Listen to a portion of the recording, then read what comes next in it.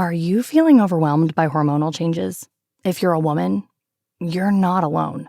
With over 1,000 hormone disruptors in our environment, it's no wonder things can feel out of balance. On top of that, natural changes like PMS, menopause, and other life stages can leave you feeling tired, irritable, and trapped in a constant battle with your body. But here's the good news. You don't have to suffer through it. Hormone Harmony by Happy Mammoth is here to help. This herbal formula fine-tunes your hormones, balancing estrogen, testosterone, and even stress hormones like cortisol, which can contribute to weight gain, racing thoughts, poor sleep, and more. With over 40,000 five-star reviews and a bottle selling every 24 seconds, the results speak for themselves. Ready to feel like yourself again? For a limited time, get 15% off your first order at happymammoth.com using code NEXTCHAPTER at checkout. Visit happymammoth.com today and get your old self back naturally. All you homeowners have unique needs. Some feel the need to leave up holiday decorations year-round. Others have the need to use their garage as practice space for their new metal band. And because each homeowner has unique needs, Geico helps you get the right coverage for your home and what's in it. That way, you get exactly what's right for you, even if your needs are unique. Get more with Geico.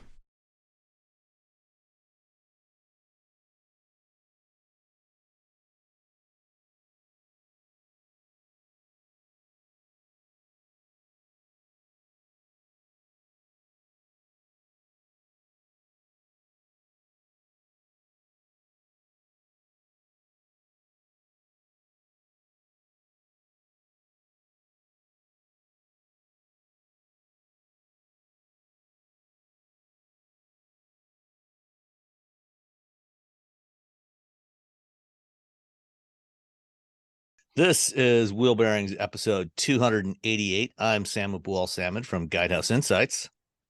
I am Roberto Baldwin from someplace. I don't know. Let's say Ars Technica again. All right.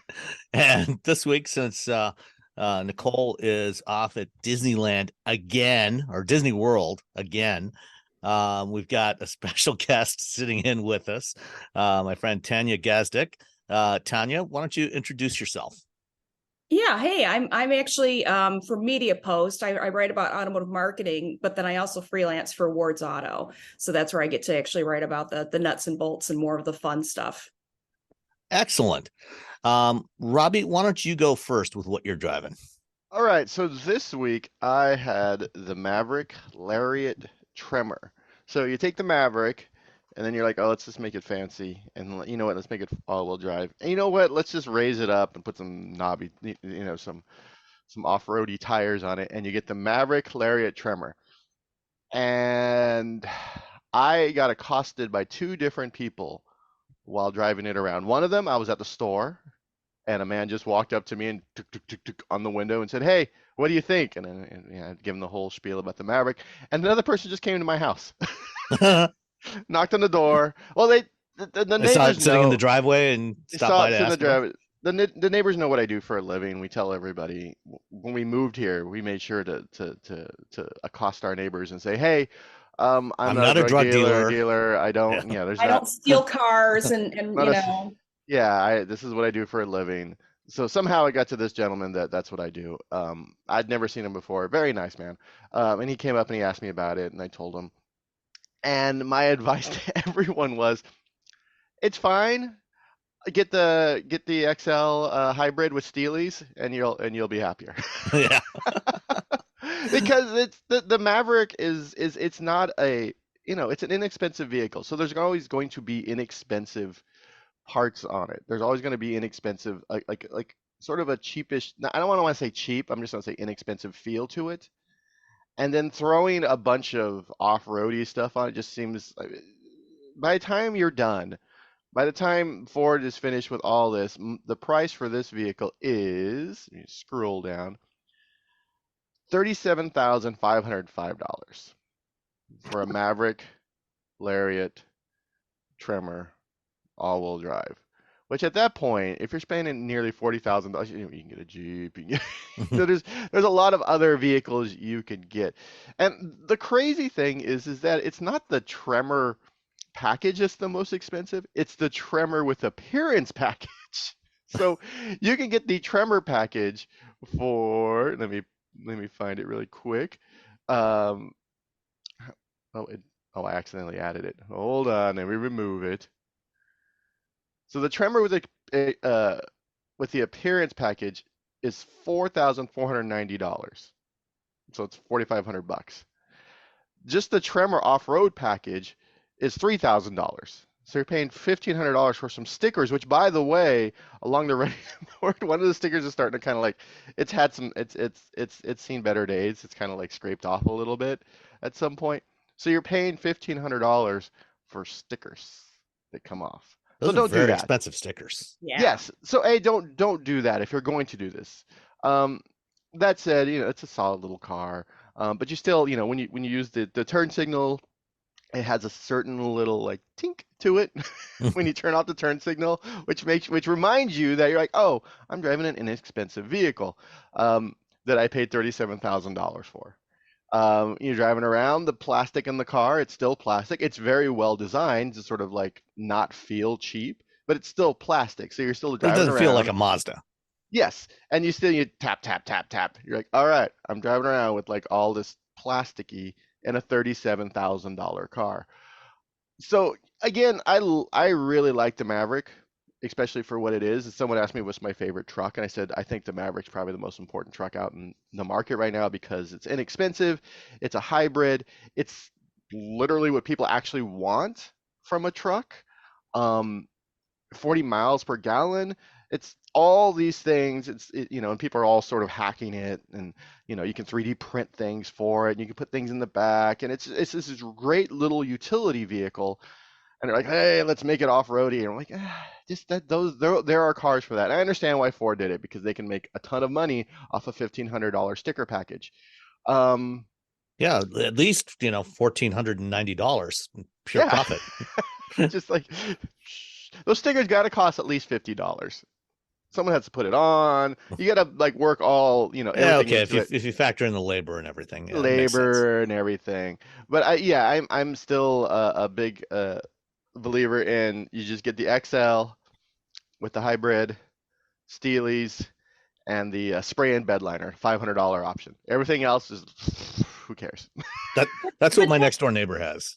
Yeah, it's just like you drive like driving that, you're like, this is it. This is exactly what I want. These are all the things I want in a truck. Because if you want a fancy truck, there are tons of fancy trucks. I mean, Ford makes the F-150, which is essentially at this point a luxury vehicle with a big, basket in the back that you occasionally put things in. And if you're on horses or you work contracting, then you probably don't get the fancy version. Well, no, you do get the fancy version if you have horses, because you have horses and you're doing pretty well. Horses are expensive. Yeah. That's what I learned as a child. That said, it's a fun truck, all-wheel drive. We had a lot of rain up here, didn't have any issues with it slipping. I didn't take it off-road because I just didn't care. Because again, first of all, it's really difficult to go off-road unless you want to go 2.5 hours somewhere, or 2 hours, or if you're lucky, an hour and a half somewhere to drive something off-road. Here in the Bay Area, from where I live, that said, most people aren't going to buy this truck, the Lariat all-wheel drive Tremor package, and then go off-roading all the time. They're buying it because it's a little lifted, and it's a bit more aggressive looking. But the reality is, just get the XL, just get the Steelies. But don't you think it's notable that you had people asking you about it? Because I always kind of take note of that when I've got a vehicle that actually gets a lot of attention, either from the neighbors or at the gas station or the charging station. That to me says like, well, maybe they're doing something right here, even if it costs. Oh, the Maverick itself is what they were there for. They didn't care about the Lariat package or the Tremor or any of that. I had someone, when I just had the regular XL, I had someone follow me on a motorcycle for 5 miles to Treasure Island to ask me about the vehicle, because the Maverick itself is what people are interested in. That's what they really want. The fact that it was the Lariat Tremor. I mean, from the outside, there's like a little sticker and a little thing, but if they're driving by, they just see a Maverick, and so it's even with all the little extra, it's like a little orange Tremor. That's it. It's not like it's like ooh. It's not like insanely lifted. It's just like up a little bit. Like if most people didn't even know, they're like, oh, I'm like, yeah, this is the Tremor package. They're like, I'm like, Okay. it's the more expensive package. It makes it look more aggressive. It's raised. It's got a little bit better suspension. They're like, oh, so what do you think? What do you? I'm like, okay. And then it was like an afterthought, the fact that it was the Tremor package. And I know people are gonna buy it because people, it's tough driving through the Target parking lot. There's a lot of like things you gotta drive over. Sometimes, yeah. Oh no. But yeah, I'm a huge fan of the Maverick. Not so much the Lariat Tremor, and that the 2-liter EcoBoost engine with the 8-wheel drive, the 8-speed automatic transmission. It's fine. It's a little. I try not to make fun of cars the way they sound because I'm like, because people are like, oh, it doesn't sound. It's not a great sound. Yeah. That 2-liter EcoBoost 4-cylinder engine does not sound great. And to be honest, I had a better experience in the hybrid. I hauled things in the hybrid, I forgot to put it in haul mode. It was fine. It's front wheel drive, so I didn't have that issue where the back of a truck there's nothing. So when you have rear wheel drive, it just slides everywhere when it rains. No issues with that. It's it's a unibody vehicle. It's not body on frame, so it's essentially just someone shoved a truck body on top of a SUV platform.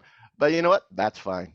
You know why? Because it works. It does the thing you want it to do, and that's haul rocks and mulch and if you actually want to go off road with a vehicle roughly this size, you're probably better off getting a Bronco Sport. Yeah, because it's got more off road capability than this thing does, than the Maverick Tremor does, and it's got some neat features in there that you can't get in a Maverick. So I would go with that one. But to what you said about going with the cheap Maverick, I remember several years ago when they first relaunched the Ranger here in North America. The first one that I had to drive was a Lariat, and the current gen Ranger. I haven't seen the new one up close yet, but the current gen Ranger, the interior, it's utilitarian. It's not much more, not much higher grade than what you find in the Maverick in terms of hard plastics and everything. And that one, and this was like, I don't know, 5 or 6 years ago when they launched it. That one was $43,000, and I thought that was kind of ridiculous. That you'd be better off buying the mid-level XLT, and usually the mid-level is kind of the sweet spot in terms of features and price point.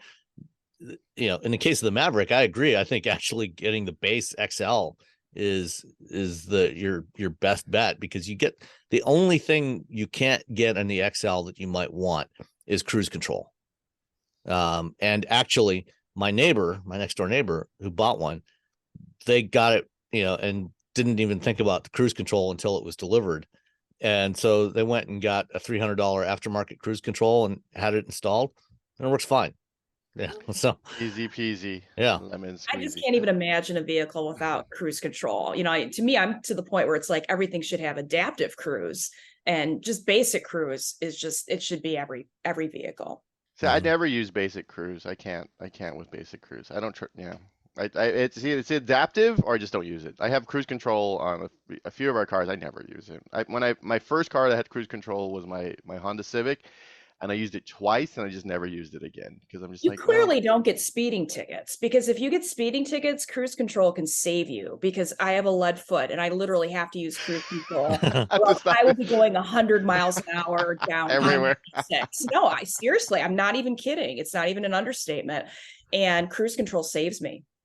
So the $37,000 Tremor price point, you can get a Wrangler for starting about $32,000. For $1,000 more, you can get a Gladiator for $38,000. $38,000 for a Gladiator versus $37,000 for the Maverick. Yeah, definitely go for the Gladiator. It's probably more like $1,500 more, but yeah. So you can just start fresh with the Gladiator, ready to go. That's its jam.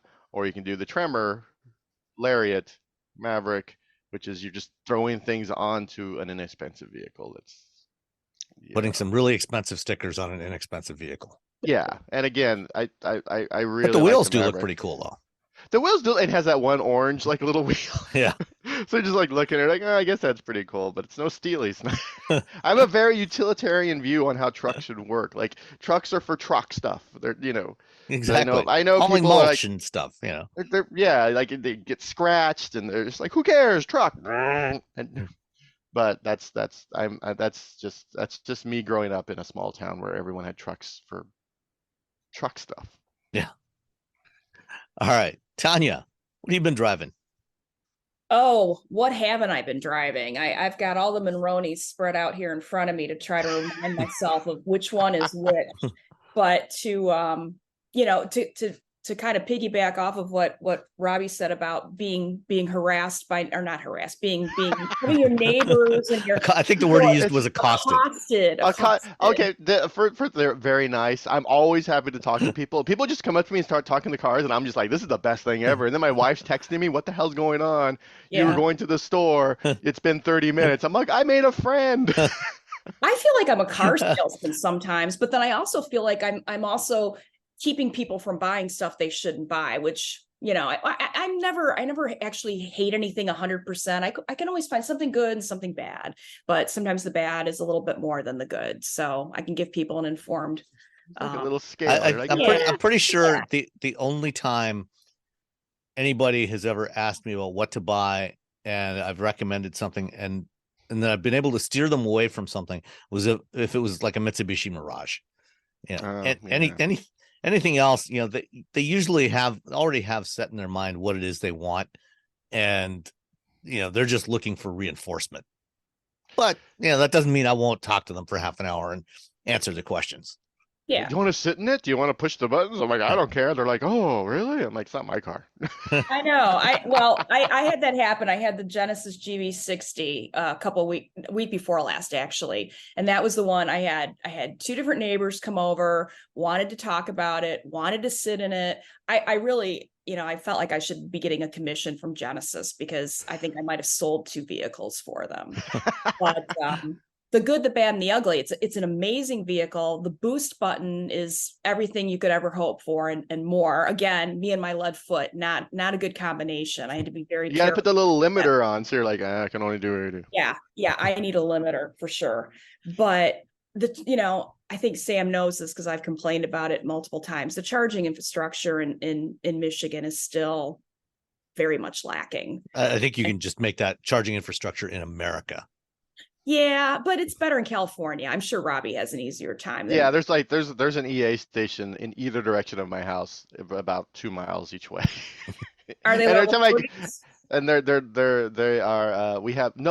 only do up to 150. The 350 have to go on the other side of the bay for. Oh, but all of them are 350. It used to be like 2 350 stations, but now it's like 6 or 8 350s. So now you go over there and everyone's But then you make friends, I guess. We're all like, ooh, 350. But of course, someone shows up and then their car's charging at like 60 kilowatts while I'm charging like 200. And they're just like, they're like, why? And I'm like, oh. Yeah, it's so complicated. It's complicated. Sam could explain it to him actually in very great detail, but I'm not an engineer, so I don't even attempt to. I just say, I don't know. It is what it is. They charge at different speeds and people don't understand that. And people don't understand. It kills me how much people still don't understand about level 2 versus level 3. So I was going to East Lansing, which is about 100 miles from my house. And I told my friend, okay, I need to find a level 3 charger. And she just sends me a list of all the chargers in East Lansing. And I'm like, no, these are not level 3s. These are all level 2s. And I'm like, 7 kilowatts here. Yeah. And I ended up, so I went to a basketball game. And so I was there for 3 hours, not a single charger in the parking lot of the MSU Breslin Arena, not even a level 2 that I could have plugged into. So at 1:30 in the morning, before I drove back to Detroit, I had to go to a Meijer gas station where there's EV chargers, where they had level 3s, and sit there for 37 minutes and charge. So I had enough to go back to Detroit. Yeah, that's ridiculous. It is. Hopefully that situation will start to get better in the next year or so. They're starting to distribute some of the money from the National Electric Vehicle Infrastructure Program, the NEVI program, and that should start to get better. We'll start to see more EV charging stations, and we'll talk later about Tesla. Yeah. But that should also help as well, I hope. Yeah, I'm excited about being able to charge a non-Tesla at a Tesla, and I'll be happy to talk about that later. So that was a week ago, and then this week I've actually got a Corolla, a Toyota Corolla. You know what? I like Corolla.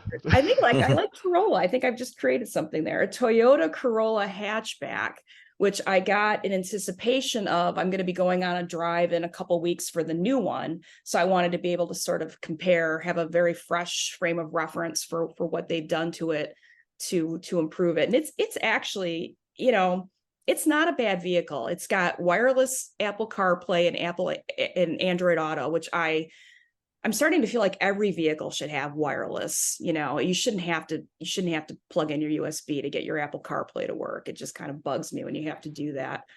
Maybe I'm getting spoiled. Is that a sign of getting spoiled? Just a little bit, but that's all right. Well, no, I mean, it's not difficult for them to. Well, I don't know. Who knows? Well, that's what I was wondering. I mean, it does add some cost. Requires, yeah, you have to have the wireless Bluetooth and capability. Wi-Fi in there, and you have to have them both running, and then it also tends to be new radios, less reliable. Well, here's something. I drops. was in a Kia Sportage Hybrid SX Prestige all-wheel drive auto that does not have wireless Apple CarPlay. That whole situation is weird because the Hyundais do. I don't get it. No, they don't. No, my Hyundai has wireless Apple CarPlay.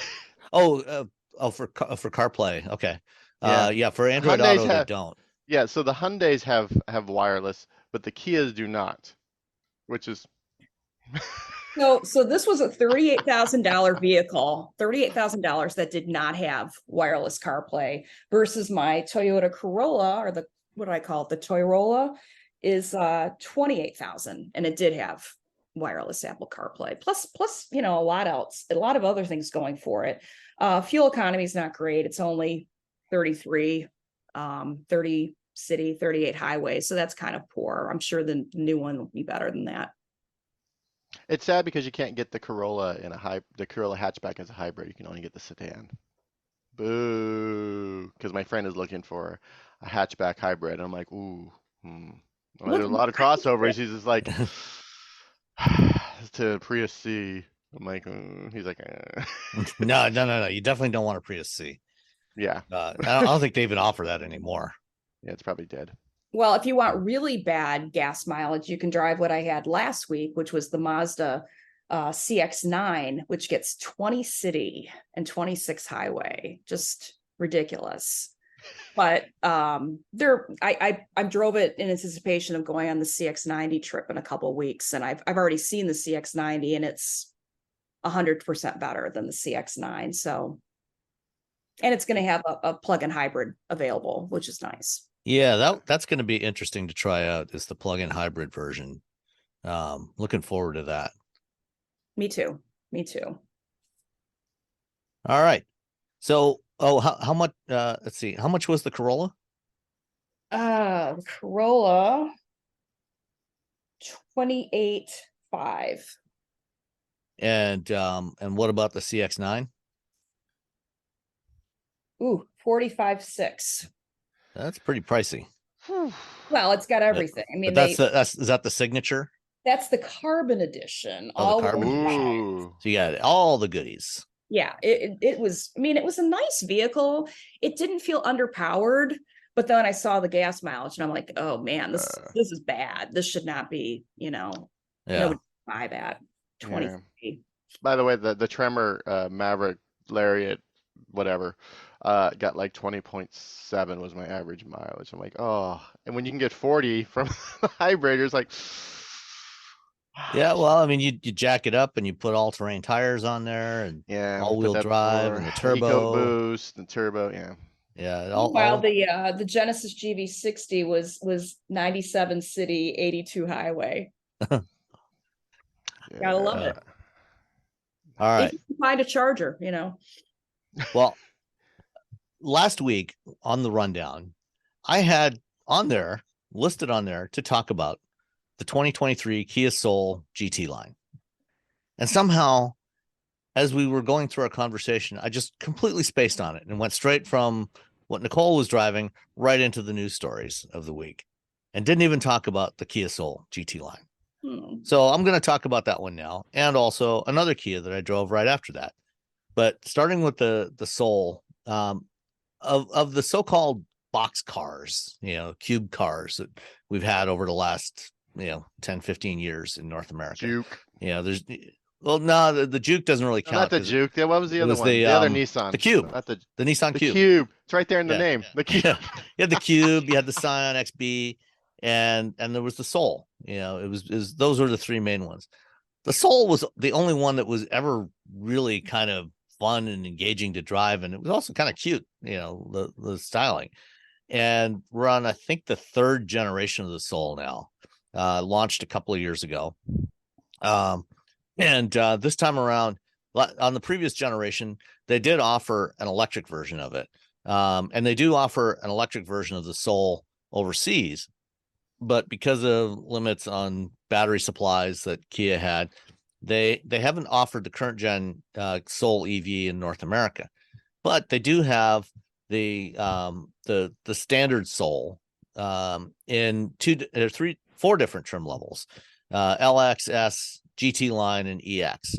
And GT line is basically just an appearance package on the Soul. It doesn't add anything functional except for, I think, slightly bigger wheels and tires. But I still like this car a lot. The base LX starts at $19,890 plus the delivery charge. And the loaded EX is $24,200. The GT line that I had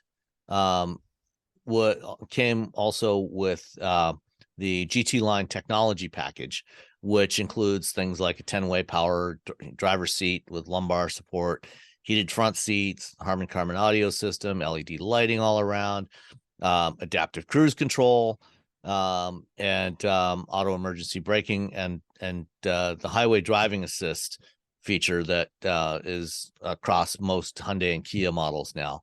So that's basically like Nissan ProPilot. It does lane centering. When we talked to Kelly Funkhauser from Consumer Reports a few weeks ago, I think they actually had the Hyundai Kia highway driving assist ranked last. I actually think it works pretty well. It's a basic system. There's no driver monitoring. It's a hands-on system. But even on the Soul, it does a pretty good job of keeping the car centered in the lane. Doesn't do any ping-ponging back and forth. Let's see, the Soul it's fairly modestly powered. It's only I think 147 horsepower, 132 pounds-feet of torque, and it has a CVT, but it also doesn't weigh that much. So it's not a GT. It's not going to run with that GV60 performance or anything like that, but it can get out of its own way. It's fine. It's more than adequate for basic transportation. And it's got plenty of room for 4 adults inside. There's because of its kind of upright stance, seating is comfortable. I used it to pick up my wife and her friend from the airport coming back from a trip. There's enough cargo room in the back, that you could easily stick 4 standard carry-on bags in the cargo area behind the back seats. So it's affordable. It's kind of cool and funky looking. There's nothing else, now that the Cube and the XB are long gone, it's the only thing quite like it on the road in the US. It drives well, even with, just a twist beam rear axle. There's nothing fancy about this thing, but it works. It's exactly what it's supposed to be. Yeah. And it's like the Versa that I drove a couple of weeks ago, basic transportation that is relatively affordable and works. That technology package adds $2,400 to it. So all in, it came to $27,215. Wow. It's a good deal. Yeah. And that includes the destination charge. Tanya, you don't know this, but we usually do a little guessing game on the destination charges. Oh, okay. So would you like to take the first guess at what the destination was? Oh God, I have no idea. $900. Robbie? $1. I'm gonna say $1. Tanya won it this time. It was $13.25. So we go by Price is Right rules here. Yeah, so it's Price if you is go Right over, rules. you lose. So yeah, it was $13.25, which is not bad. It's not as crazy. I'm guessing that Maverick was probably about $1,700 for delivery. Oh, I think I closed it. I'm sorry. That's all right. Seconds. I know Ford is charging somewhere around that for a lot of their vehicles now, which is getting pretty ridiculous. So I broke my leg 5 or 6 years ago. I'm sorry, I broke my ankle, my left ankle. It's like the only car we owned was our BRZ, so I couldn't drive the BRZ. And so in order to get around town, which is when I still lived in San Francisco, I had to hobble my way down to like a car share system. And one day, it's like the only one that was available was the Soul. And I was like, ugh. And I went down, I got in the Soul, and within 2 minutes, I loved that car.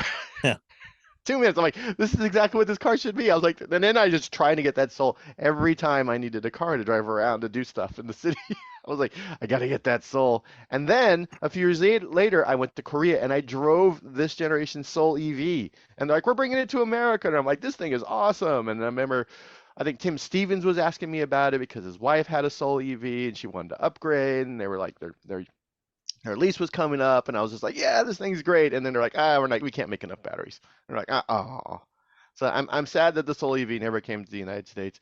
The Soul's still a great car. By the way, do you guys want to guess the Maverick Lariat Tremor all-wheel drive destination fees?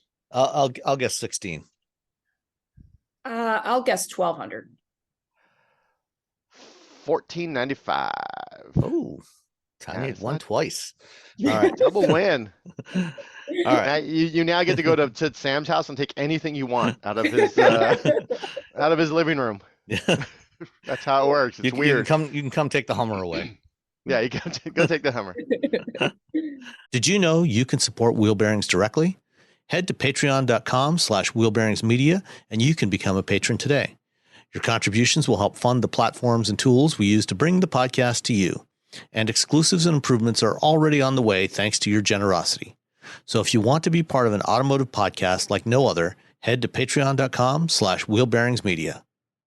We've updated the Wheel Bearings merch store, and now there's a whole bunch of new choices, new colors, new styles, t-shirts, sweatshirts, hoodies, hats, mugs, travel mugs, stickers, aprons, tote bags, you name it. You can get your Wheel Bearings merch at shop.wheelbearings.media.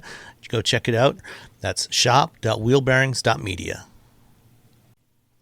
Smartphones have gotten way more expensive over the past decade, and all it takes is one impact on a hard floor to make you wish you had spent a few bucks to put a case on it. Going online without ExpressVPN is like not having a case for your phone, and it only costs a few dollars a month. Nicole, Robbie, and I travel a lot for our work, and we spend a lot of time in hotels, coffee shops, airplanes, and of course the Delta Sky Club. Connecting to the Wi-Fi in any public places with shared Wi-Fi puts your data at risk because bad actors could be intercepting what you send and using it to steal from you. It only takes some cheap hardware to intercept Wi-Fi data, and even a smart preteen can do it. Hackers can make up to $1,000 per victim selling personal information on the dark web. ExpressVPN stops the bad guys by creating a secure, encrypted tunnel between your device and the internet. ExpressVPN uses state-of-the-art encryption that would take a supercomputer up to 1 billion years to crack. I have ExpressVPN on all my devices, including a MacBook Pro, Windows laptops and desktops, and Android and iOS phones and laptops, or tablets. When I want to be secure, I just launch the app, click once to connect, and my data is secure. As I said, I travel a lot for my work, and I have to connect to countless public Wi-Fi networks in many countries. I have ExpressVPN on all my connected devices so that whoever else is on the same network can't see any of my data. That's important because I often have to check banks, credit card accounts, and transmit client data that might be sensitive, as well as filing articles on news that might be under embargo. ExpressVPN protects all of it, and I've been paying for my own account for years. Secure your online data today by visiting expressvpn.com/wheelbearings. That's EXPRESSVPN.com/wheelbearings. expressvpn.com/wheelbearings, and you can get an extra 4 months for free. expressvpn.com/wheelbearings. Between client meetings, managing your business, and everyday tasks, who has time to worry about website hosting? With Kinsta's managed WordPress hosting, you don't have to. They handle the technical stuff, delivering lightning-fast load times, enterprise-grade security, and 24/7 365 human-only support. Simply switching to Kinsta could make your site up to 200% faster. Kinsta's custom dashboard makes managing sites easy, with powerful features designed to save you time and effort. Plus, their free expert-led migrations ensure a smooth transition. Ready to see why Kinsta is trusted by thousands of businesses? Get your first month free at kinsta.com. That's KINSTA.com. Kinsta, simply better hosting. Are you feeling overwhelmed by hormonal changes? If you're a woman, you're not alone. With over 1,000 hormone disruptors in our environment, it's no wonder things can feel out of balance. On top of that, natural changes like PMS, menopause, and other life stages can leave you feeling tired, irritable, and trapped in a constant battle with your body. But here's the good news. You don't have to suffer through it. Hormone Harmony by Happy Mammoth is here to help.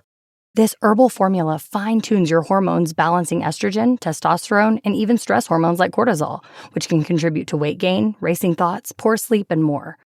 With over 40,000 five-star reviews and a bottle selling every 24 seconds, the results speak for themselves. Ready to feel like yourself again? For a limited time, get 15% off your first order at happymammoth.com using code NEXTCHAPTER at checkout. Visit happymammoth.com today and get your old self back naturally. All right. So when the Soul went away, we swapped it for another Kia that's not too far off in size, slightly bigger than the Soul, and that is the new 2023 Niro Plug-in Hybrid. And so I was quite a fan of the first generation Niro plug-in, or the Niro in general, because it was quite an affordable, very efficient little car. All the variants, when they originally launched the first generation Ioniq and the Niro back in 2016 or 17, something like that, it was the first vehicle platform that Hyundai Motor Group had done that was intended to be all electrified. All the variants were electrified. So they had a hybrid, a plug-in hybrid, and a battery electric for each of the Ioniq and the Niro. But the Ioniq had a very small battery. It was only I think 27 kilowatt hours, had about 30 kilowatt hours, had about 127 mile range initially. They later made it a little bigger. And the Niro had the same battery and motor package that's in the Kona EV that you have, Robbie. So it was like 200 horsepower, 65 kilowatt hour battery, 240 miles or so, I think, range. And then in between they had the plug-in hybrid, and they still have those three variants of the new Niro. They have the plug-in hybrid, the battery electric, and the hybrid. And the hybrid is, a great option if you're, looking for something crossover-ish, that is very fuel efficient, reasonably sized. And then the plug-in hybrid, if you have a place where you can plug it in overnight and charge it every day, is a great additional option on top of that. If you don't have someplace to plug in a vehicle on a daily basis, don't buy this car, but just get the regular hybrid, because you'll get 50 miles per gallon and you'll be happy as a clam. And it's cheaper. But if you do have someplace to plug in, the Niro plug-in hybrid is a great option. And I'm actually going to be driving the EV next week when I'm in California. But the plug-in hybrid has about 34 miles of electric range, and the battery is only, I think, just over 11 kilowatts. I think it's 11.1 kilowatt hours. So it's a fairly modestly sized battery, but this thing is very efficient. So, on my range test, I actually got about 36 miles of electric range before the engine came on. And that's in mixed driving, a little bit of highway, some suburban highway, like 55 mile an hour roads, some urban, just a general mix. It's the same loop I use all the time. And I got 36 miles of electric range before the battery ran out. Very impressive. And it's got more than enough electric power. It's about 63, I think 64 kilowatts electric motor. So about almost 90 horsepower electric motor, which is more than adequate for most driving. So you can charge this thing up every night. You'll have enough electric range, even in winter weather and cold weather, to be able to for almost everybody to do their daily driving, because 80% of daily driving is less than 40 miles. So most people are going to be able to do pretty much all of their driving without using any gas or very little gas. And so this is really a fantastic option. The base EX, the Niro Plug-in Hybrid EX, starts at $33,840. I had the SX Touring, which starts at $39,590. And I had the version that is in mineral blue with the black arrow blades. And this is kind of a controversial setup. About it's got the black, like sort of on the side of it. So it's kind of like, the C-pillar area is a piece of black plastic that they call the arrow blade. It's kind of like the first generation Audi R8, but different. It's not quite like an R8, but you get the idea. So you got this black swath of plastic that covers the C-pillar between the taillights and the back of the rear doors. And then a big piece of black cladding across the bottom of the doors as well. All the other color combinations it's all just one color for the plastic and the steel, but this one has the two-tone look, which came from back when I think it was like 2019 or 20. It had to be 2019 New York Auto Show. Kia showed a concept there called the Habanero, which was kind of a preview of the design direction for the new Niro. This one is not quite as wild looking, but that Habanero concept had this arrow blade thing in there. So it's available on here. You have to pay for it. It's an extra. Yeah, there's a line charge for it. Yeah. And I'm trying to find, it's $195 extra to get that. Like I said, I don't mind it. I don't mind the way it looks. I think it's kind of funky. It looks, makes it a little more distinct, a little more unique. My wife hated it. It's polarizing. It's very polarizing. I really think you either like it or you hate it. Right. So I didn't mind it. But let's see. Pay $195 for it though. Yeah. You can also get the SX Touring cold weather package, which adds a heat pump and heated outboard rear seats, and that can help in cold weather. But all in, this one came to $41,110, which when the old Niro plug-in hybrid was available, with that one, because that was before the Inflation Reduction Act came into effect and the new version of the clean vehicle credits. And so you could get a hefty, I think it was about a $4,000 federal tax credit on that. Unfortunately, because the Niro is built in South Korea rather than in North America, under the new rules, you can't get any tax credit on that. You're going to be all in on the $41,000. So, if you're interested in this, if you're interested in something that is not quite fully electric, but can do most of your driving electrically, and you're willing to spend 40 grand on it, this is not a bad deal. If your lifestyle is such that you feel like you're comfortable going fully electric, you can also get the Niro EV for about the same price. And that might actually be a better option for a lot of people, because then, as long as you have somewhere to charge.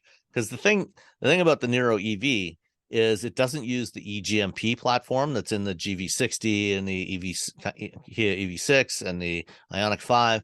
So it doesn't have the 800-volt architecture, and it only charges at, I think, 75 kilowatts. 85 kilowatts now. 85. They bumped it up a little bit. Yeah, they bumped it up.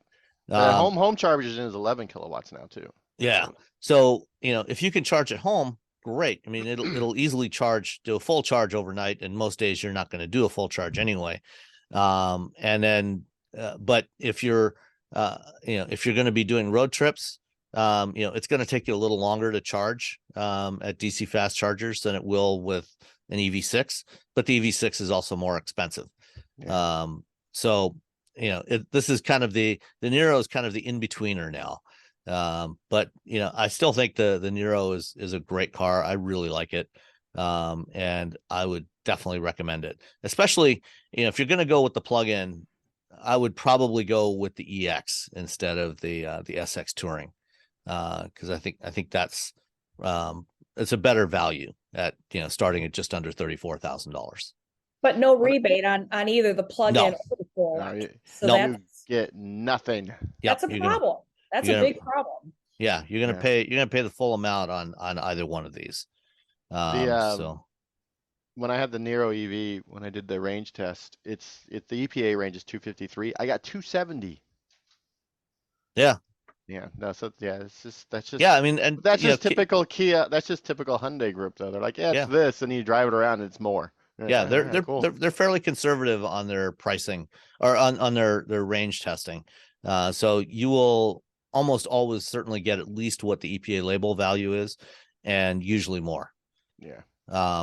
Yeah, and something. The Niro hybrid, the base Niro hybrid starts at $26,590.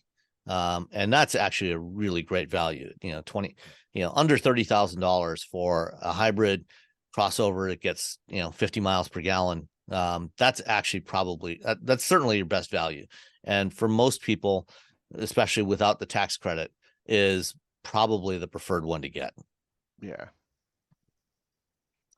All right, let's get into a few news items of the week. This week, Volkswagen introduced a mid-cycle refresh for the ID3. And I'm guessing that at some point, we'll see some of the features that they've added on here coming to the ID4 and other upcoming models as well. But what do you think of this, the design change to the ID3? It looks a bit more like a Golf, which is always a good thing, to be honest. Yeah, they've gotten rid of some of that hexagon grille thing that they had that they've had on all their EVs, on all their ID vehicles, the concepts and the production models so far. I think they're just doing what Chevy did with the Bolt, where originally it was like, look at space age, it's from the future, and then they pulled back a little bit because they're like, oh, people don't really care about space age in the future. They just want an inexpensive EV. Yeah. They're like, yeah, I don't need that. I just want a regular car. That's an electric car, and I can drive around and get to work and run to the store and pick up my kids from whatever sport they're doing or band or drama or whatever children do. I'm assuming there's classes for Fallout now. I don't know. Yeah, and I mean, they've also apparently done some upgrades to the interior, new materials, because that was, I think, one of the complaints with the ID3 and the ID4 is some of the stuff maybe felt a little cheap. They're keeping the eco-friendly. I mean, they're keeping the vegan leather and the recycled stuff, which I think is very cool. Yeah. So, and then they've upgraded the infotainment system, although it still has the strip of touch controls on a little shelf at the bottom of the screen. So if you backlit, that's a good question. If it's not backlit, come on, guys, come on. Yeah, I'm looking through. I don't see anything about it being backlit. It's just in the car, and I'm trying to turn the music up and down. Nope, I'm just turning up the heat because I can't see the buttons at night. Yeah, it doesn't say anything about that. Although in the picture here, it actually looks like it might be. I'm all zooming in. It's like enlarge and enhance. Yeah. But they did recently launch an all new version of software for all the ID vehicles, which when I talked to Thomas Schaefer, the head of VW at CES, he said that prior to that update, they were having a lot of issues trying to do their OTA updates, their over the air updates, and they found a bunch of problems and they fixed that. And so there was a major software update that they did that actually required customers to bring the car into the dealer, or you could also download it onto a USB drive and do it that way if you want to do it at home. And once they did that software update, it fixed all their issues with doing OTAs. So now their OTAs work properly. So hopefully we'll see a little higher frequency of software updates on all of the latest generation VWs going forward. When I drove the ID Buzz, the infotainment system was just worked better. Just period. Yeah. Just worked. You're like, oh hey, when I hit buttons, I don't have to wait 2 seconds for something to happen. I was like, oh yeah, this works. That's always Yay. pleasant. Yeah, so that was nice because we're still like, when's the ID Buzz? When can we pre-order an ID Buzz so we can put our dogs in? All right. Well, let's stick with VW because they announced this week that the factory for the revival of Scout is going to be there.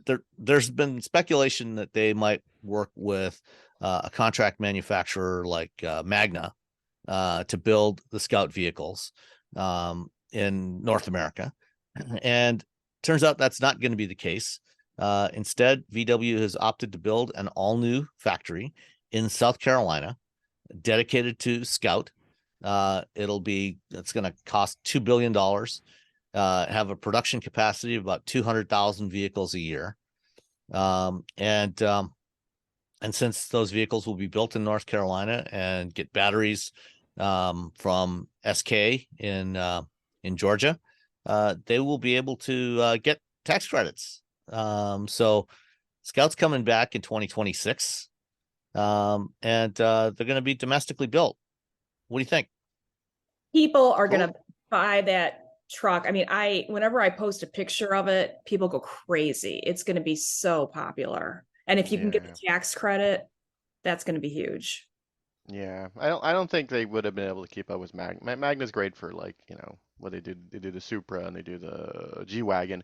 Those are low yield cars. The 200,000 EV sounds like exactly how many cars this subsidiary should be building every year because they want to be able to keep up with demand, but they're not going to sell, 1 million of these out the gate. But 200,000, that's a good number, and I think that's a smart move for them. Plus, tax credits, which means they're going to sell more, which means people will be happy. Plus, it's built in America, so now you have jobs, and you're getting batteries from America, which means more jobs from the SK plant. It's everyone. It's sort of a good job, everybody. Well, I love how it got announced. It was the South Carolina governor who actually tweeted about it before there were any formal press releases, and he's all excited about the jobs. Of course, I mean that's huge for their economy. Yeah, well, the same thing happened in Mexico earlier this week. The governor of Monterrey, or maybe it was the president of Mexico, announced that Tesla's new factory is going to be built in Monterrey, Mexico, a day before Tesla had their investor day. But so question, who do you think is going to get to 200,000 EV production in North America first, Rivian or Scout? Oh, Scout for sure. You just they have all the money behind them. I mean, Rivian should be building 200,000, but it's just such a hard, like Lucid and Rivian like built two great cars at the worst possible time. Yeah. they're just like constantly just like, oh my God, you have the Volkswagen group behind you. So you're just like, okay, yeah, we're gonna be fine. Scott. Sort of. I mean, they're behind them, but you guys know Scott Keogh, the head of Scout. He had to like give up his pension with VW and stuff. It's like they kind of are a separate group. Yeah, it's a completely separate business unit. It's 100% owned by Volkswagen Group, but it's a separate company. And it's like Polestar. It's like Polestar is like they always have they're always going to be tied to Volvo. to Volvo. And if Polestar falls apart, even if Volvo had nothing to do with it, it's going to look bad on Volvo. Yeah. So yeah, I mean, and in this case, it's a separate company, but so is Audi. That doesn't mean that they're not going to use a lot of the same components and technology. I mean, they're going to get all of this stuff from Volkswagen Group. They're going to have just a rebadged MMI like Lamborghini does in the Urus. They're going to have a rebadged, this. They're going to have, a lot of the technology that's in all those other Volkswagens is going to get shoved into the Scout. Except physical buttons, like knobs and buttons. I was very happy to hear about the physical, actual things you can touch in the car. Well, that'll be good, especially on an off-road vehicle. Yeah, because I think bouncing around trying to hit it. Yeah, I mean that's one of the problems with the Rivian. Is Rivian kind of went the direction of Tesla, where it's all touch controls. Everything's in the touch screen, and trying to find the stuff in that interface and hit those targets. If you're off-roading is difficult. Oh, your finger just bouncing. Never all mind over off-roading, just driving. Yeah. Physical buttons, people. Bring them back. More physical buttons. Well, at least some. I mean, Cadillac Lyric with the having to go into the screen to open the glove box. It's like that's stupid. No. And like, come on, there needs to be a button for the glove box. That's really not that hard. Yeah. Settle down, people. That and also fancy charge port doors. Don't just regular door, just like you have in your gas car. Don't bzzz, no, I don't want any. No, just and they need to standardize. I push it, it pops open. That's it. The end. They really, this isn't going to happen for a million years, but they need to standardize where they are. At least, with ICE vehicles, it's on one side or the other in the back, and it's pretty, it's going to be in the back. The Tesla, when we're going to get to talking about Tesla, it's like, it's not standardized at all in the non-Teslas, and that's going to create some havoc at the charging stations. Yeah, well, why don't we dive right into that? Because they confirmed this week. They right after the Tesla Investor Day on Tuesday or Wednesday, they officially opened up the first batch of supercharger stations that are compatible with non-Tesla vehicles. And there's a couple of different videos that are out there now. Tom Malogne from State of Charge did one. Marquez Brownlee from MKBHD did one. They in fact they both ended up at the same supercharger station somewhere in New York State at the same time. At the same time? Marquez got there first, and while he was charging a Rivian, Tom showed up with a Lightning to use them. And so what Tesla has done in Europe, in Europe, Tesla doesn't actually use their proprietary connector. They have to use the CCS Type 2 connector. That's mandatory for all automakers in Europe. So everybody uses the same one. So superchargers in Europe already have the CCS Type 2 connectors on them. So it was just a matter of doing a software update to enable non-Tesla vehicles to be able to use the superchargers. Here in the US, because Tesla, this is the last market where Tesla still uses their proprietary connector. And in China, they also have to use the standard connector in China. Here we've got CCS and a handful of CHAdeMOs and the Tesla connector. So what they came up with was something they call the Magic Dock. So when you go to a supercharger, the way it's designed, it's got this big hole in the middle of the pedestal, and the charge cable, loops up, and you dock it on the inside of that hole there. Now they've changed that dock, so there's an extra piece on there, which is a Tesla to CCS adapter. So when you pull up to the charger and you use the Tesla app and you select, charging a non-Tesla vehicle, and select the charger that you're using, when you go to pull the cable off, the connector is already attached to the cable. So you don't have to futz around with a connector, which is really nice. It's a really clever way that they've done it. I think it's really smart because it allows you to have both vehicle types of the Tesla and then everything else charged on that station. But it doesn't require you to like, oh, I have to get an adapter out, or that, you got to unlock an adapter and shove it in and do this other thing. It's just like click, click, which Yeah. is, again, Tesla's killer app is the charging network. Right. The one downside to all of this that both Marquez and Tom found is that all Tesla vehicles have their charge port on the left rear corner of the car, so you can back into the bay and pull up to the charger and you plug it in. And so the charge cords on the Superchargers are relatively short compared to most other charging stations, because they're designed to fit every vehicle with that charge port on the corner, right by the tail light or underneath the tail light.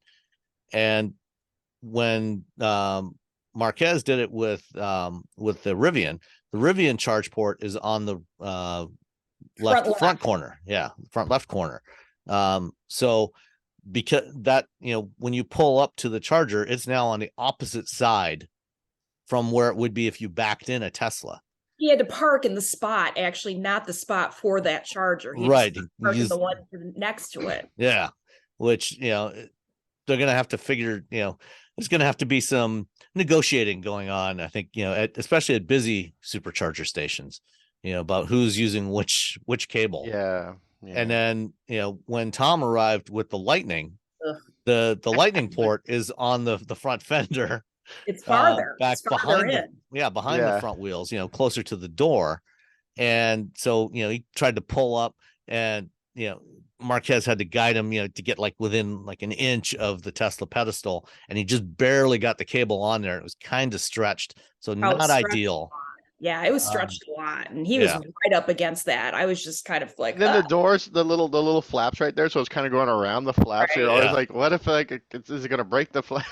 The flap should flap up, the flap going, there should be standardized flaps, and it should be, this is going to be my new thing to complain about, is not having standardized placement. I did a whole rant about this like a year and a half ago. I'm like, they should be they should just all be in the front. They should be easy to get to, and they shouldn't be fancy. Because if people backing in, you don't want those powered doors like the Lucid or the Taycan or the. No, I don't want any of that. I just want like on our Kona. On our Kona, it's in the front, and then it just pops open. It's a little door. You put it like you do a gas thing. You hit it, pops open, and you just plug it in. The end. So the designers are looking for something that's a point of distinction, and it is kind of cool when you see it and it looks different. But then when you're actually trying to use it on a daily or every other day basis, and you're having to negotiate with the chargers, it's a pain in the butt. Yeah. So you're gonna have to give up some design for practicality. It's just the way it is. I talked to Miles. I just written the article, and I was talking to Miles, and I was driving the Ioniq 5, like the first time I had driven the Ioniq 5. I'm like, I just did this whole rant about how the chargers be in front. He's like, I'm like, well, he's like, chargers in the back. Charge ports in the back of this car. I'm like, see, they got to back it in.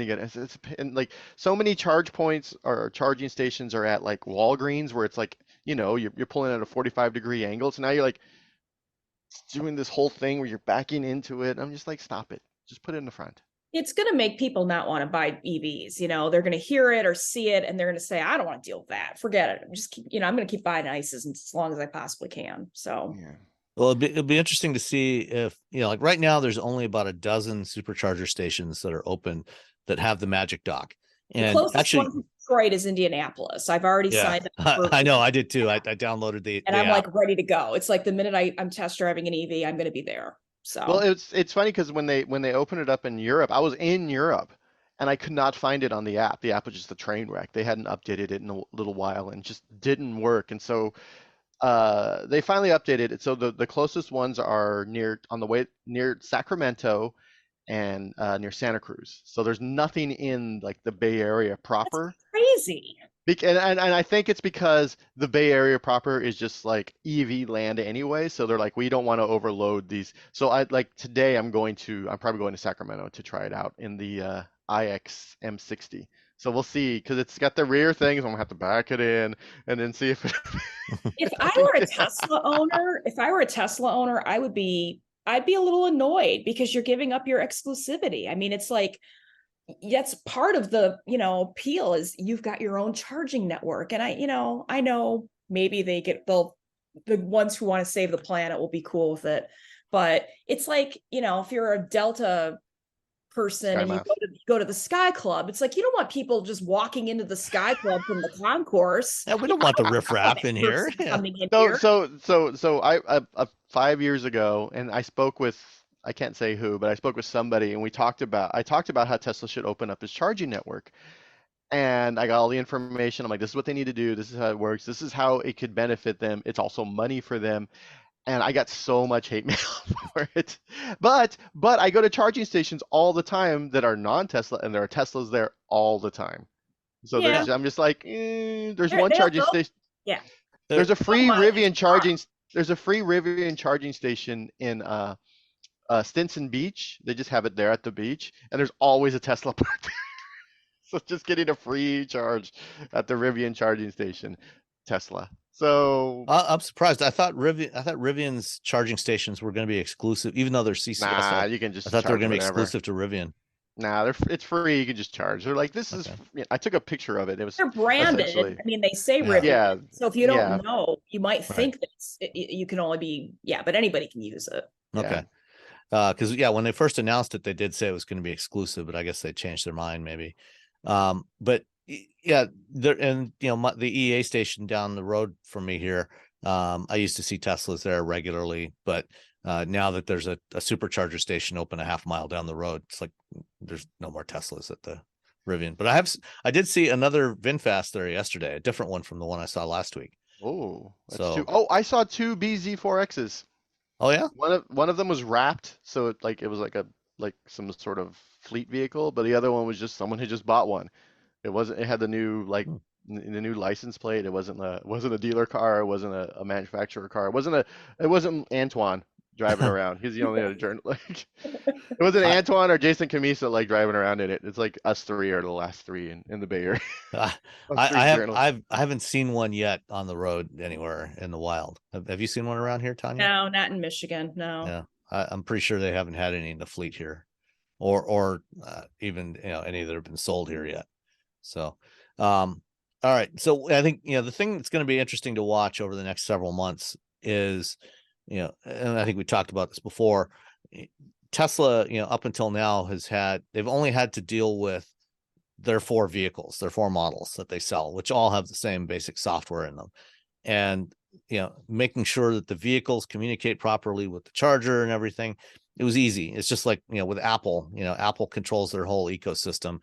So they know, they have only their hardware to deal with. They don't have, the thousands of different hardware combinations that you can get in Windows or an Android that you have to deal with.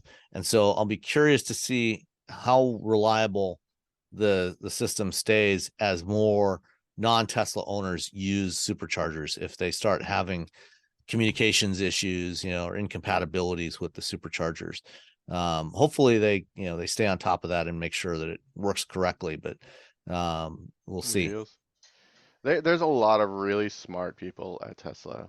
The engineers that I've talked to there, I'm just like, outside of Elon being an insane person, the people who work there are really smart and really dedicated to again, that's, when people are like, oh, you hate Tesla, I'm like, hold on.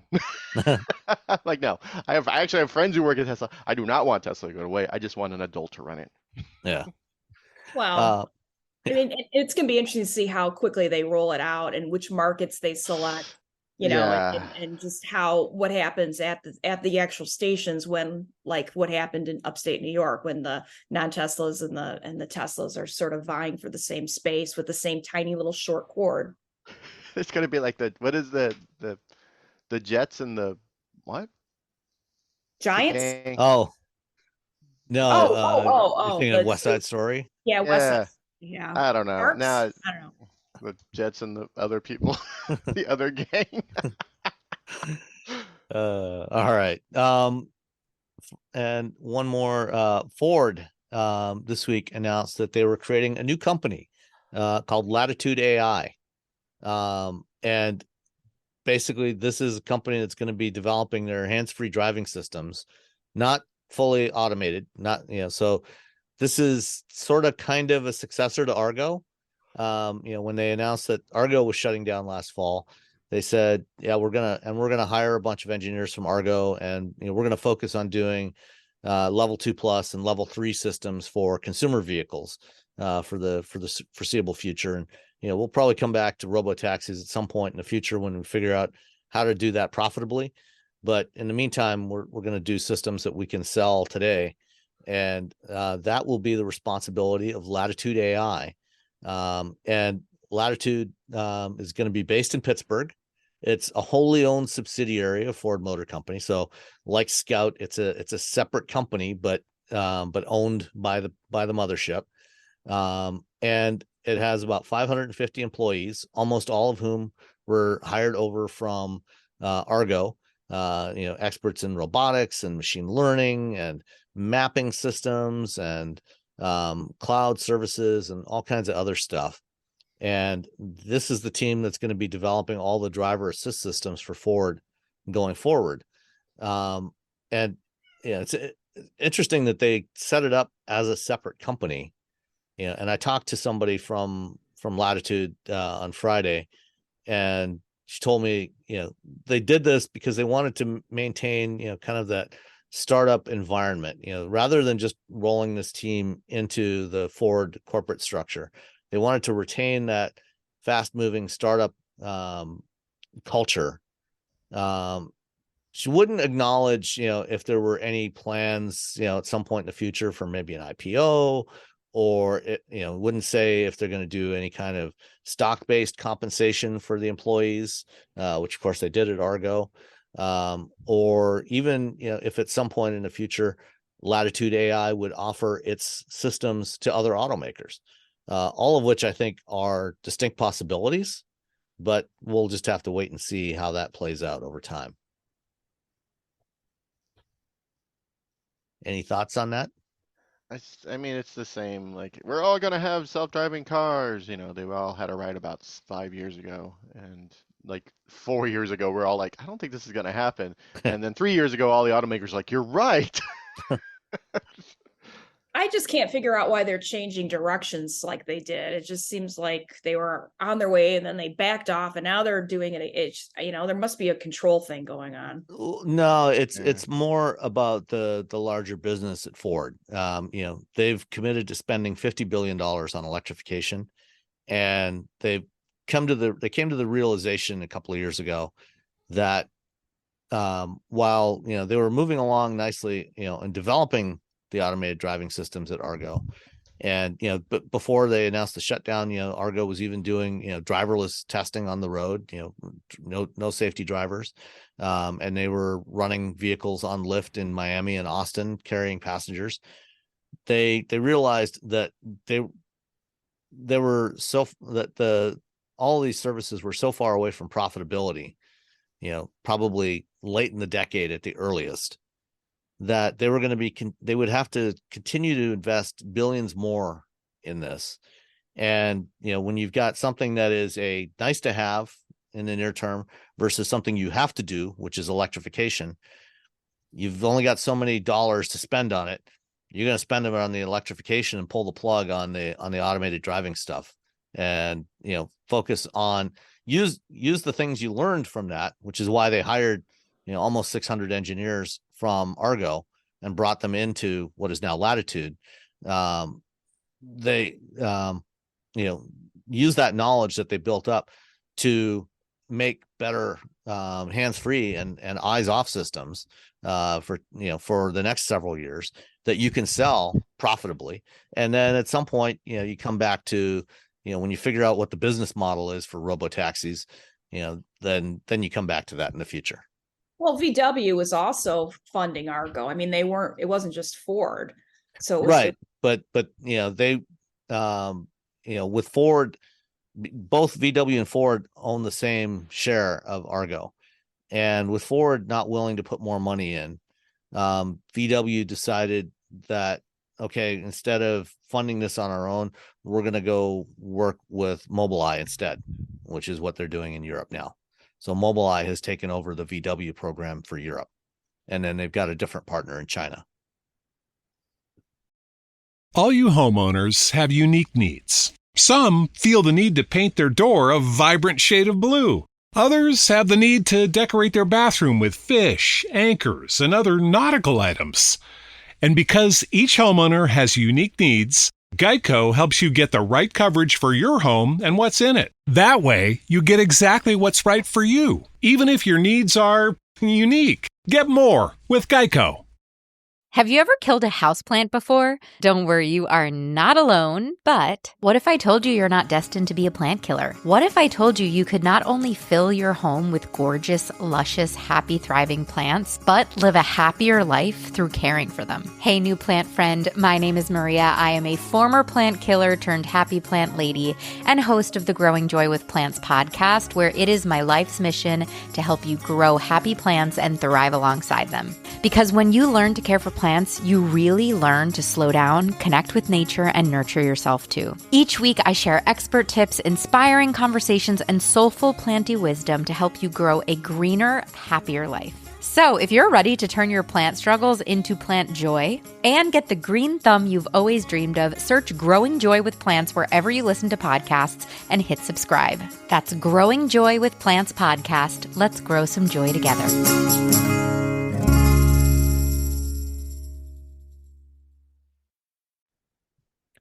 All right, last one is some of the strangest car features. This is a YouTube video that that somebody posted on Mastodon in the on the wheel bearings channel on there, and there's a bunch of interesting features on here. You know, I don't know if either of you have ever experienced any of these. Things like the Hurst lightning rod shifter. I remember when this came out in the early 1980s on the Olds Cutlass Supreme. They did a limited edition Hurst Olds, you know, to celebrate, you know, anniversary of the original Hurst Olds of the late 60s. And this thing had 3 shift levers. Not sure why, but you know, one was for the 1-2 shift, one was for the 2-3 shift, and then the third was to select overdrive. You know, it was the main park reverse neutral drive shifter. Did you guys have a chance to look at this video or any of the stuff? I haven't had a chance to see the video. Yeah, I haven't looked at it either, unfortunately. Okay. I don't. Have either of you ever experienced motorized seatbelts? Oh yeah. Yes. Or they were in the door, and then like that was a bad scene for a while, where like seatbelts were attached to doors, and then some of them were attached to doors and also were motorized. And like this is a bad. Yeah. So this, you know, started in the late 90s when NHTSA mandated passive restraint systems, and so you know you either had to have some sort of automatic seatbelt or airbags. And airbags were still much more expensive and not as reliable in those days. And so, you know, a bunch of automakers came up with this cheaper solution with motorized seat belts, where the shoulder belt was attached to a thing on the A-pillar that once you closed the door, it would run around the window and then, you know, go over your shoulder to cinch you in. But then you had to manually put on the lap belt, which was just ridiculous. Yeah. And my dad had a 1990 or 89 Pontiac Grand Prix that had the seat belts mounted on the doors. So what you were supposed to do was just leave them buckled up, and then when you get in the car, you slide under the belts, which was always kind of awkward. It was just dumb. Yeah. And then the motorized ones, the whole time I was like, these feel like they're gonna fail. And because like as the years progressed, like originally it was like, and then 2 years in, it's like, because you're opening and closing and opening and closing and opening and closing, especially the driver's side door. That's the main thing you're doing, getting in and out of the car. And so you're just like wearing down this little motor that's supposed to keep you safe. and you inevitably get crud in the track there and things like that. It was a bad scene. What about do you remember when Jaguar introduced the levitating rotary shift knob on the XF in like 2008 or so? When they launched the XF. No, that sounds just another So bad today idea. there's a bunch of cars that have rotary shifters. That's not uncommon, but they all stay there. So they're static. You just twist them. When Jaguar was the first to introduce these, but what it did was when you turned the car off, it would drop down, so it would be flush. You'd have this nice flush surface with the center console, and when you started the car, it would lift up, and then you twist it to put it into drive or reverse. I remember, the thing with British cars was always, electrical systems failing. Mm. And it's so damp over there. Everything just shorts out. That's my excuse for British cars. It's just damp. So you introduce a new Jaguar. You're trying to demonstrate to the world you've got higher quality now. So what do? You add these electrical things that seem like they're bound to fail at some point in time. They had the rising shifter, and on the XF they also had the vents that flipped over. So when the car was off, you had like a nice clean surface there, no vents. And then when you started it, they would flip over to open up, for kind of like some of the old headlights. Oh, I was just going to say that. I had a Firebird where the headlights would come up, they were electric, and it was cool. It was like a party trick, It's like, oh. But then what happened was one of them would flip up and the other one. So just driving around with a constant wink, like a pirate, like put a patch over it. Yeah. That didn't happen to my car, thankfully. Eventually it did. It's gone now. Someone else has it. It's like. What about? Do you remember the Subaru Brat? I love the Subaru Brat. Yeah, with the little handles. Just held on to the little handles. Like, this is safe. Woo! Plastic molded seats and the handles, and no seat belts, but you had handles to hang on to. You know what? As a what kid, could go wrong? That's in the 80s, we just sat in the back. We didn't even have seats or handles. We sat on the wheel well, just that bouncing, just barely staying in the back of a truck. Car seats when I was a child. It's like, it's a miracle we're all alive. Yeah. Well, if you're talking about cars with party tricks, the GV60 has the crystal ball that tips over and it's beautiful, but is it going to break eventually? I mean, I don't know. Maybe not. Hopefully not. Probably. Look at this cool thing. Manufacturing has gotten so much better now that you're like, there's no Lucas electrical systems in there, so I guess this will be okay. But also, I just want to, back to the whole EV charging port door. I just wanted to push it and it pops open. That's all I want. Or it just locks when the car locks, unlocks when the car unlocks. What about door handles now? All the EVs are, No, I just want a door handle. I want a mechanical door handle. I don't want handles. Really? I don't want to flush. I don't want them popping out. I don't want any of that stuff that's going to break, because what's going to happen when there's a fire? And that thing fails, and then they're like, we can't get you out of your car. Right. We can't. Or when you have an ice storm, you can't get into the car. The car's encased in ice. You can't. Those things can't pop out. Mechanical doors, just click. Just. I had the Ioniq 5 at Christmas when we got a snowstorm. And it was all packed in with snow and ice. It was very windy, and it all got packed in there. Trying to get the doors open. I'm trying to chisel away the ice on there to get the door handle open. It was ridiculous. That's a problem. And then when I got in the car, it wouldn't retract properly. So I had ice, and I had to mess around with it to get it to actually be able to go in and out properly, so it would actually latch the door. That's a shame, because I think stylistically they're lovely. They look nice. And I think walking up to the car and having it open, the door pop out to meet you is kind of a cool thing. Yeah. It's cool until it's not. Until it doesn't. I just want mechanical door. Just a little, just reach under. Yeah. So, I mean, all this kind of finally leads into the one listener question we had this week is which new vehicle features or trends do you dislike the most? This is from Adam J on Mastodon. Mine is subscriptions for functions. I can't imagine buying a fridge and then having to pay a monthly fee for the ice maker. So what features do what annoys you the most on new cars?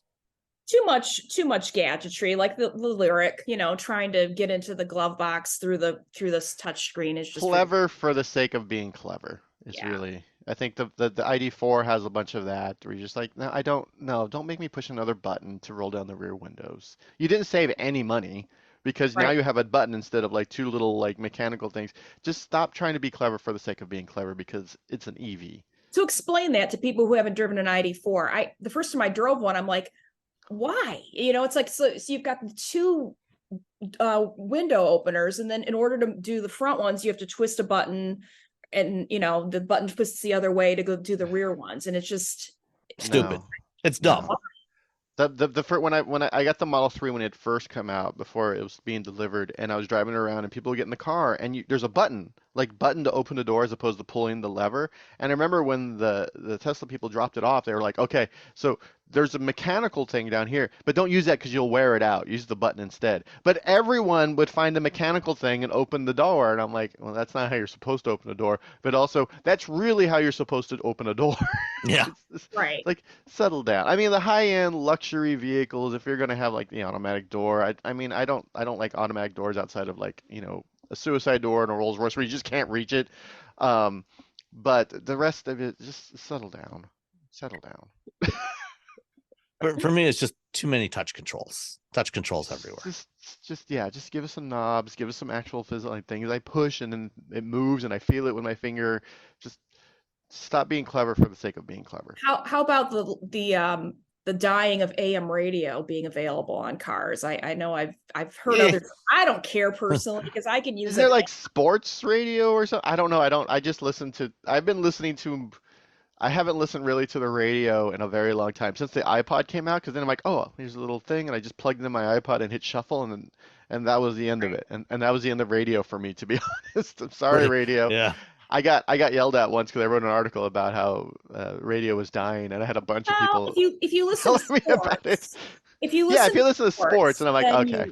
So there's apps for that. I mean, I go to Simple Radio and I can listen to any AM or FM station in the country. So if the car doesn't have AM radio, it doesn't really matter. Yeah, your phone has it. The downside there is, if you're in rural areas, a lot of times there's a lot of cellular dead spots and you can't get cellular data and you can't stream stuff. Okay. So that is a problem. I mean, there is satellite radio, so if you live, somewhere more rural, there's Sirius XM as an option. As long as you don't drive under trees. Yeah. True. Sirius XM crashed me up. I'm like, I'm driving through a tunnel or through some trees and it's all gone. I'm like, why are people paying for this? Yeah. Exactly. So I mean, all these things have their downsides, but yeah, I mean, I haven't listened to radio in many years. If you're a radio DJ, and I have friends who are radio DJs, I'm sorry. Yeah. There's still people listening to them. There's still, it's just not me. I like public radio. I mean, I listen. Well, you know what? We listen to public NPR radio. all the time. We get in. You're right. I kind of like don't even think about that as radio because it's mostly just news and things. It's like a long podcast, I think. Well, you can listen to I listen to Detroit public radio. But some of my friends who are from New York, you can listen to New York public radio because with the apps. But still radio. Yeah, I lied. I do listen to radio. I listen to NPR because my wife listens to it when she drives around, and then I try to. Good. I'm glad. Like, no. I'm glad you're not listening to radio because that was a little sad for a minute there. Yeah, I do listen to radio, just not to. My brain radio is like, oh, I'm listening to the radio for music. I don't do that anymore. I guess I just listen to NPR. I am a stereotypical Bay Area person. Yeah. All right. Well, I also have an interview that I did with Chris Feuell, the head of the Chrysler brand, during the Chicago Auto Show. Getting to the end of the interviews I recorded there, and I will tack that on here at the end. But before we go, I want to say thank you, Tanya, for joining us today and sitting in with us, and hopefully you'll be able to do it again sometime. Yeah, sure. It's good times. It's fun. It's great. I'm glad that we hate the same things. All right. And we'll talk to you all again next week. Bye. Bye. Bye. So Chris, when we first spoke last year, it was right around the time that Chrysler was revealing the airflow concept at CES, and at the time we spoke about Chrysler expanding its product lineup. And right now, all you have is the Pacifica and the 300. 300's going away. How has the Chrysler plan progressed over the past 12 months? Oh, it's progressed fantastically. So we revealed the airflow concept, which is really intended to showcase the direction that Chrysler's going in the future. Full battery electric portfolio by 2028. The lead adopter of a lot of the Stellantis advanced technology, brain, smart cockpit, and auto drive, autonomous driving technology. I think the key is packaging all of that in a very seamless experience for the customer that's intuitive, easy to use, and helps make their mobility experience that much better than before. We followed that up with this year's CES and showcasing the synthesis cockpit. Right. And let's look at the Stella cockpit. That's right, the smart cockpit, and the demonstrator that we had at CES did not include the Foxconn technology. It was our own development that was exclusively by Stellantis. But we wanted to show how that technology could be used in a real day-in-the-life example. One of the biggest concerns or barriers that customers have with considering these kinds of vehicles is the intimidation around how useful the technology really is. You know, they get excited when they see these ads for very advanced technology, but then when they get into a vehicle, they don't understand how to use it.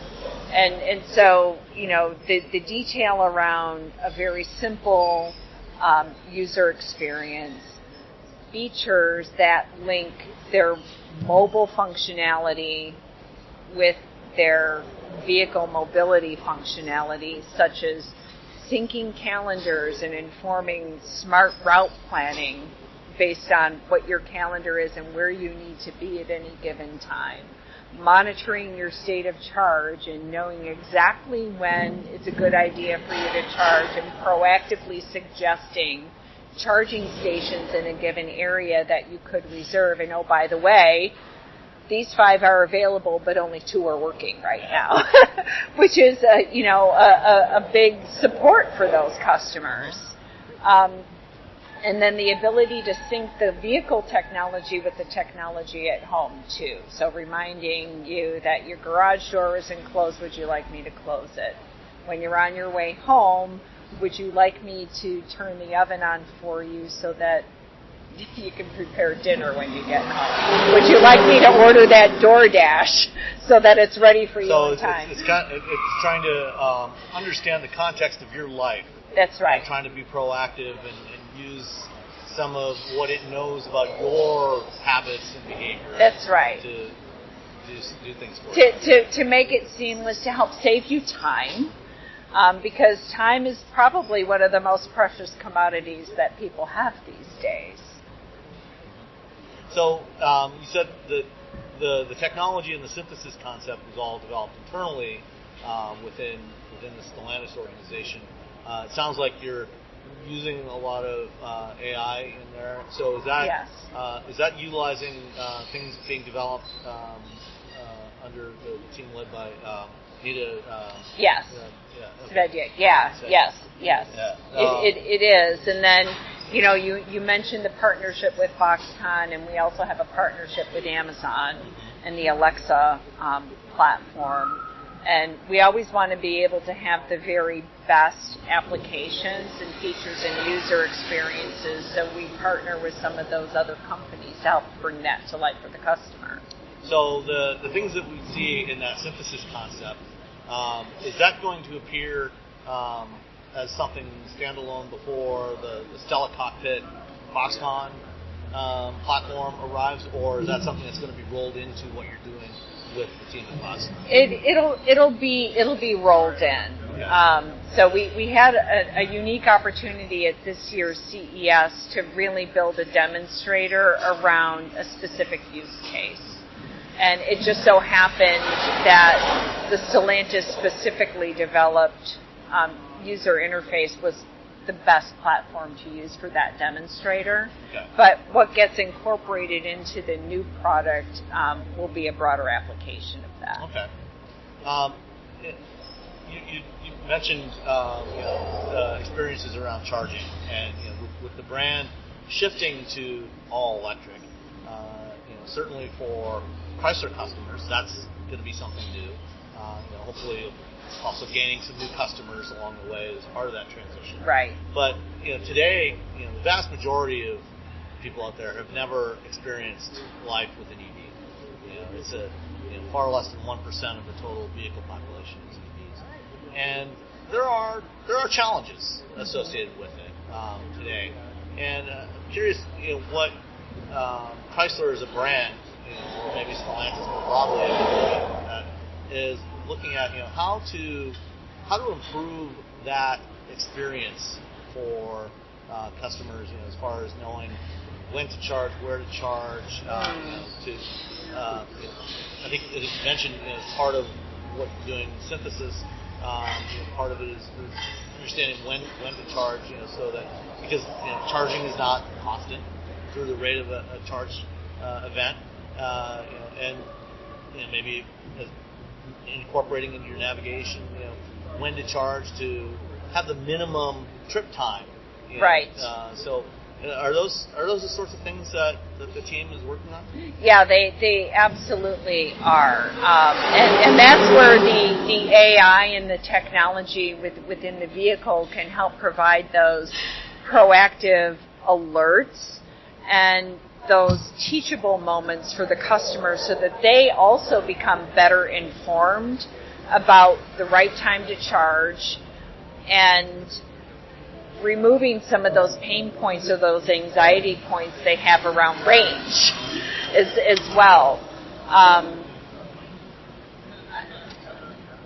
One of the things that we're doing differently, and it's really starting with the Pacifica plug-in hybrid electric vehicle, is training our dealership employees to be better informed on the technology so that when they're selling the product and delivering the product, they're providing a much more comprehensive overview for the customer to explain the difference between a PHEV and an ICE and a BEV, to explain the proper way to charge the vehicle and the differences between a level 1 and a level 2 charger. And we want to be able to sell the customer a level 2 charger with the vehicle because it just makes the experience so much better than if they're just plugging it into a standard outlet at home. Yeah, and obviously, the four main Stellantis North American brands. I don't think there's any standalone dealerships for any of the brands. They're all not for the most part. We've got about 2,400 dealers. So I assume you're working with your counterparts at the other brands to develop the strategy for training the dealers and educating the dealers. Yeah, that's right. And then Pacifica has the plug-in hybrid technology. Jeep has the 4xe technology. Obviously, the way the brands are positioned are very different, and the customers are pretty different from one another. So that's where we have to partner very closely with the dealers and make sure that the training content is understandable and useful so that they know when a Pacifica customer is coming in. A lot of times, they're better informed than the dealership representatives about the minivan product, the plug-in hybrid technology, and we're looking and have very successfully over the last year rolled out more of a certification sort of process. So we improve that experience with the customer, and we make sure that the pre-delivery and delivery process covers a very prescriptive set of steps so that they don't miss anything. I'm curious, do you have any data from Pacifica plug-in owners about what their charging habits are? What percentage of owners plug in daily versus occasionally versus never? Yeah. We have. We did some research in the fourth quarter of last year, and roughly 75% of the PHEV owners plug in every day. Oh, okay, that's great. Now, probably a third routinely plug in overnight. Others plug in as soon as they finish their trip. Yeah.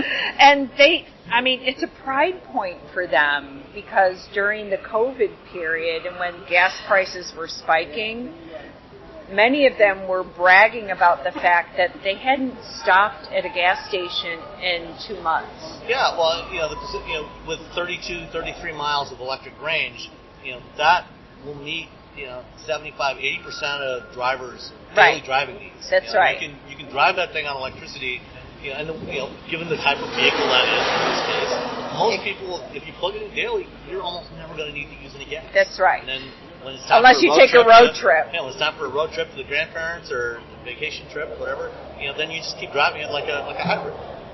Right. So exactly. Brain dead easy. I think going forward, as you start to launch BEVs, with BEVs it gets more complicated because the rate at which it's going to charge is going to be different if you're charging from 10% versus 50 or 60%, and depending on what the temperature is and all these other factors, it gets really messy. Are you working on some sort of strategy for the dealers to really help them understand that what the challenges are there, so that they can make sure their customers understand? Yeah, and we're actually developing content on a parallel path so that we're educating not only the dealers, but we're educating customers as part of the shopping process. Okay. We don't want to wait until they buy a vehicle and take delivery for them to learn how to use it and make the most out of it. And it's something that became really apparent when we launched this process called Project Ingenuity. We've recruited 300 to 400 customers that represent the future target customers that we're going after with the new BEV products to get input and insights from them. And one of the things they said was most of their information about what they want to buy in the future comes from online research. They're not calling the dealer to ask. Yeah. We would love the dealer to be, a primary source of information, but the fact of the matter is they're more of a secondary source of information. And so we have to meet the customers where they are and give them the information they need. The three primary anxiety points in flipping that switch from ICE to BEV is range, charging accessibility, and price. Right. And so we have to crack the code and demystify some of those pain points and show them how not only that it can be overcome with the various solutions that we're going to be offering, but also kind of help the customers to assess their own day-to-day use cases so that they can make the best decision for them on, well, first and foremost, whether a BEV is a good fit for their lifestyle, because it's not for some. Sure. But if it is, there are differences in the types of vehicles that are in the market today, and we want to help them to make the best choice for them.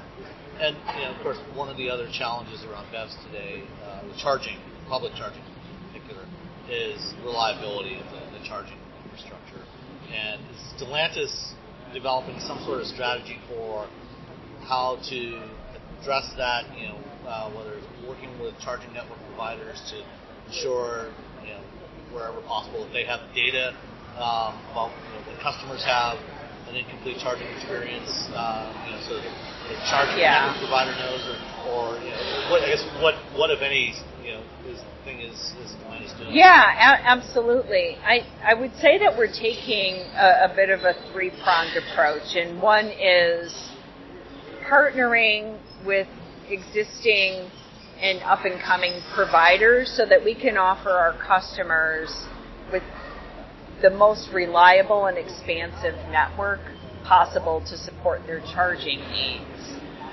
Second is supporting and investing in our dealer network so that they can become a charging resource for customers as well. And then third, giving our customers the option and opportunity to upgrade their home environment with level 2 charging capabilities. Many have already made that investment, but there are a lot of people who haven't. And the value of the level 2 experience versus a standard outlet experience is significantly better. I had one installed last year, and it makes a huge difference. Yeah. And you know, to upgrade the home, we want to provide both the charger and the installation as well. All right, great. Anything else about what the Chrysler brand is doing that you're thinking about? Yeah, I mean, you saw the airflow before, and so that's really the springboard for revitalizing the brand. But we've also got the 300 that is sunsetting at the end of the year, and the 300C that we're celebrating, kind of the last call for the product. So we're excited about that limited edition, honoring both the brand as well as the enthusiasts who have been so loyal to the 300. And the Pacifica continues to be our flagship. The PHEV not only qualifies for the full IRA tax incentive, but it also has been attracting a different buyer and demographic to the brand. You know, one that's younger, more tech savvy, higher income and education level, and more diverse. Yeah. So they're truly representative of that buyer that we're looking to attract with our battery electric products. So we have to start that dialogue around a brand transformation now, and the Pacifica PHEV is a really good representative of that electrification journey, and will be that bridge to the future BEV products that we launch starting in 25. What do you know roughly what percentage of Pacificas sold today are plug-ins?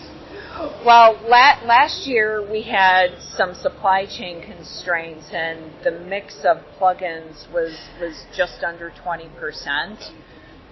This year we're targeting closer to 25%. And if we can get the packs, that's always the challenge. Even more. Yeah. The market is definitely there, and because it qualifies for the full tax incentive, it makes it a really attractive value for customers. All right, well, Chris, thank you very much for your time. Appreciate it. Oh, you're welcome. Thanks.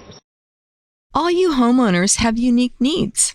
Some feel the need to leave up holiday decorations year-round. Others have the need to use their garage as practice space for their new metal band. And because each homeowner has unique needs, Geico helps you get the right coverage for your home and what's in it. That way, you get exactly what's right for you, even if your needs are unique. Get more with Geico.